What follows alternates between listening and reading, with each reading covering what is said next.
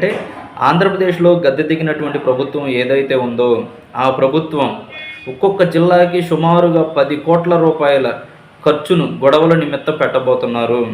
ప్రతి ఒక్కరిని కూడా గొడవలు పెట్టి రెచ్చగొట్టి ఆంధ్రప్రదేశ్లో శాంతి భద్రతలకు ఆటంకం కలిగించే విధంగా చర్యలు తీసుకోబోతున్నారు అని చెప్పడం అయితే జరిగింది.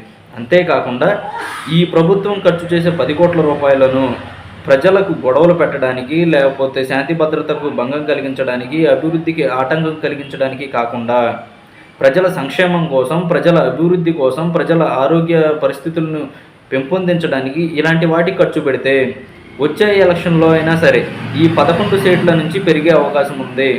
మీరు ఇలాంటి దుశ్చర్యలకు పాల్పడుతున్నారు కాబట్టి ప్రజలు మిమ్మల్ని 11 సీట్లకు పరిమితం చేశారు. ఇలాగే మీరు చెలరేగితే ఈ 11 సీట్లు కూడా వచ్చే పరిస్థితి ఆంధ్రాలో ఉండదు. ప్రజలు అయితే అన్నీ చూస్తున్నారు అని చెప్పి నాగబాబు గారు తెలియజేయడం జరిగింది.